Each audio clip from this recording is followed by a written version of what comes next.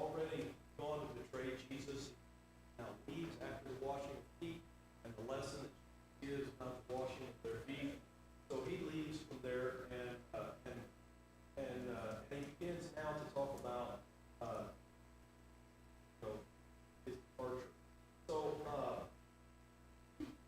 I want us to notice a couple things as we kind of get down toward the end of this text that I think are important to notice, that we can draw some help from in our personal living. As we approach verses 21 through 31, this is out of John chapter 13, 21 through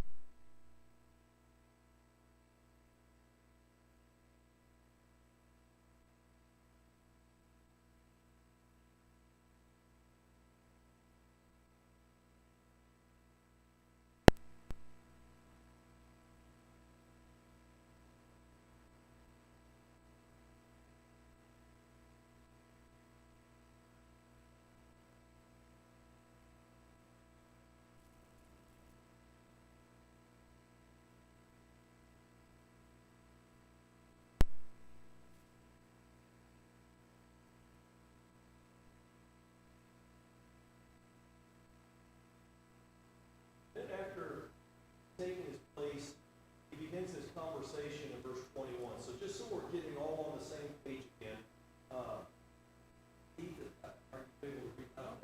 If you could read for us 21 down through 28.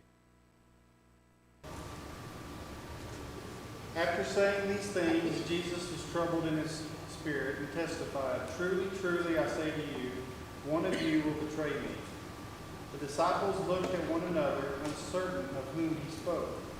One of his disciples, whom Jesus loved, was reclining at table at Jesus' side. So Simon Peter motioned to him to ask Jesus of whom he was speaking. So that disciple, leaning back against Jesus, said to him, "Lord, who is it?" Jesus answered, "It is he to whom I will give this morsel of bread when I have dipped it." So when he had dipped the morsel, he gave it to Judas, the son of Simon Iscariot. Then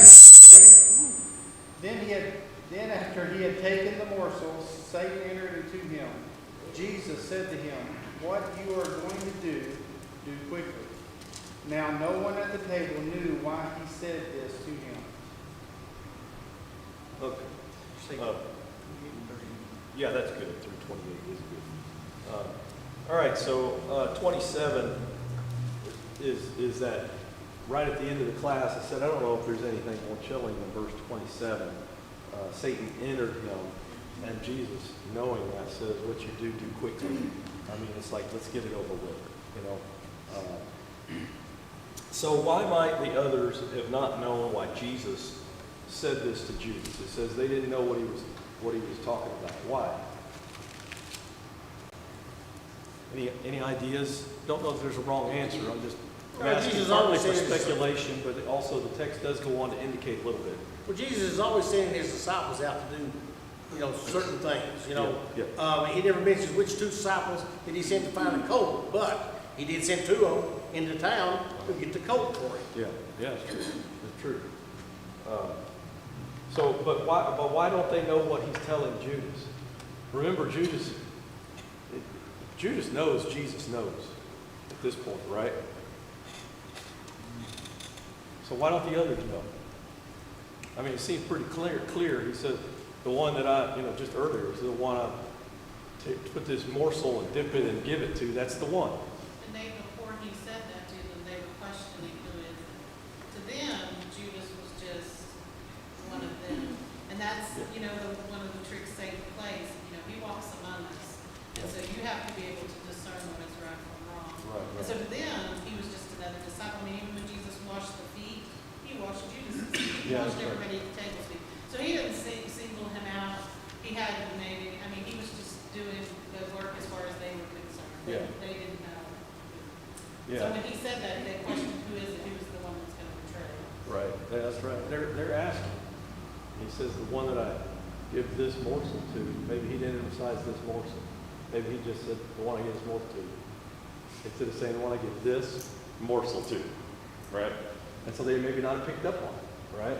And Judas has done a pretty decent job, apparently, because it's not until I think after everything's over that they all realize, what in the world? I'm sorry, I'm gonna shut up, but I think about current stories, you always hear on the news when something happens, people say, oh, he was just a regular guy. At work, he was so nice, he was just a normal guy. I can't believe he blew up his family or whatever he does.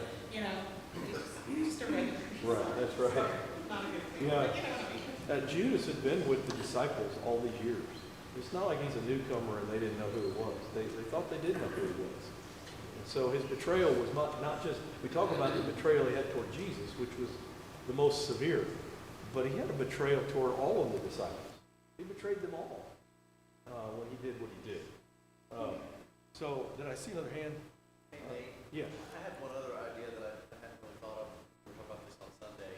You remember the road to Emmaus, and those two disciples had walked with Jesus, but they didn't know who he was, and they even made the comment, we were prevented from, knowing who he was until he broke the bread, and then we realized, and then he was gone. Right.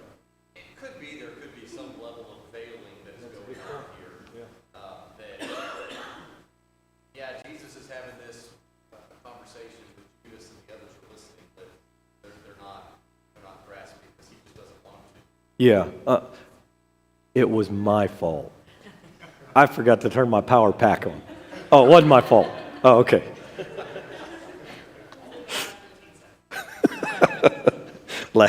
Last 15 seconds.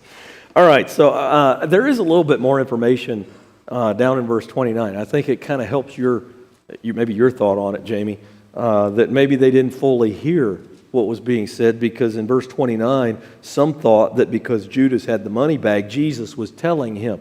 Well, he wasn't telling him that, and there's nothing in the text that indicates he was telling him that. So my thinking is they probably didn't hear right.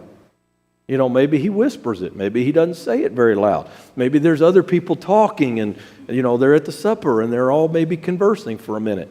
Whatever it is, they didn't understand what it was he had said. They thought he said, buy what we need for the feast, or that he should give something to the poor. So after receiving the morsel of bread, he immediately went out, Judas did, and it was nighttime. So it seems to lend itself to the idea that maybe there was interference there in some way, that it didn't seem as clear, like you're saying, Jamie. It didn't seem as clear as what we might think if Jesus was the only one talking and, there was no other noise or whatever. So have you ever had a friend to betray? Have you ever had a betrayal in your life? I just kind of wonder personally how many of us had. So if you have ever had a friend betray you, we might use modern terms of say stab you in the back. Raise your hand. Okay, almost everyone. And so those who have, stop for just a minute and think about what's happening, not just with the disciples, but more pertinent with Jesus at this time. We've grown up, those who've grown up among God's people and those who haven't still probably have grown up hearing something or other about this person's a Judas. This person's a betrayer, right? I mean, it's not just among Christians that this account has become popular and famous. Even non-Christians understand. That's why, most people, not even Christians, don't name their children Judas. It's a bad stigma that goes with it, right? And the reason is because of this very account right here. If you've had people betray you or a person betray you, then you're able to understand a little bit. I'm not saying we compare with Jesus at this point. I wouldn't bolster that or boast of something like that. But we know what it is to have our feelings hurt, to have our life changed, or something like that because of a betrayer, somebody who had our confidence and then threw it in the garbage behind our back. And that's the main thing of this account. It's not just that Judas was like one of the Pharisees. Jesus knew they were enemies, right? He knew Judas was too, but I'm just making the point. Sometimes we don't know that. And I think that not knowing and understanding what it is to have a true friend betray you, we can understand a little bit about the way that Jesus is, how he's handling this. as we look at the text. I thought about how King David talked about it, and I thought we might just do a short lesson on how should we handle betrayal. You know, betrayal doesn't. Here's the thing about betrayal: it doesn't come from people that we're distant to in a relationship. That's not betrayal, right? I mean, it could be, but that's not the kind we're talking about. We're talking about the kind that's truly hurtful, the kind that really is a knife, right, in our life. And it probably has ongoing effects, like years maybe, effect in your life. And so how do you handle that kind of thing? And I think the Lord teaches us how He handled it, but He's not the only one. In Psalm chapter 25 at verse 15, Heath, I'm going to make you my reader if that's all right. So Psalm 25 verse 15, and read down through about verse 21 there of that text, will you?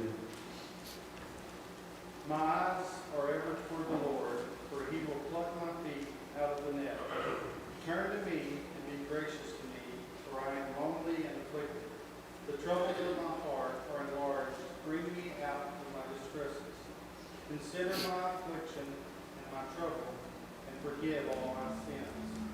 Consider how many are my foes, and with what violent hatred they hate me. O guard my soul and deliver me. Let me not be put to shame, for I take refuge in you.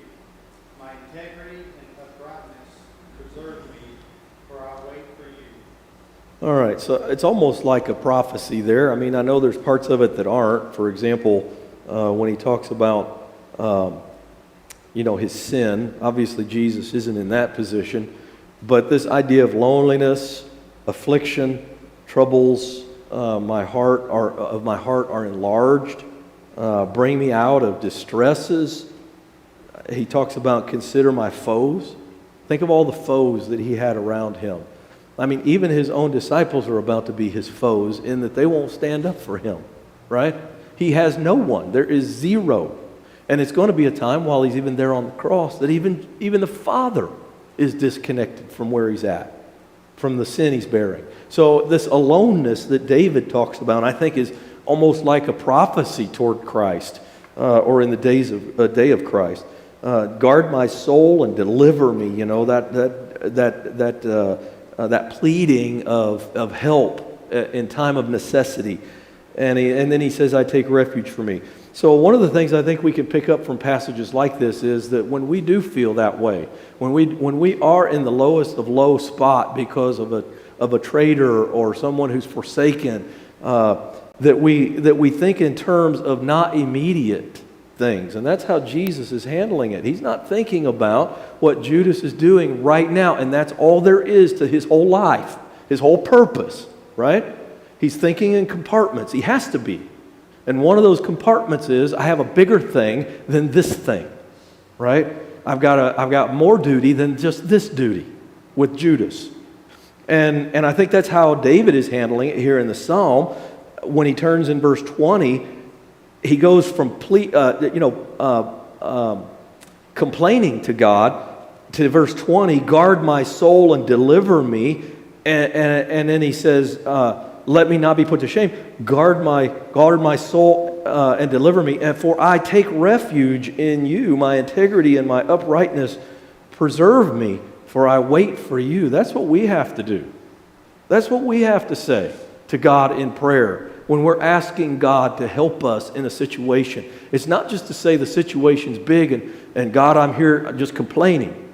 It is to turn from that point and then grab hold harder, tighter, right? Grab hold more intensively toward God and say those things like David is saying here.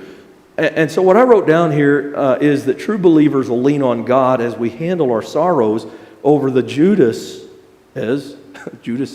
in our life, as David talks about here. As I was thinking about this passage out of the Psalms, I was also reminded of Psalms 26.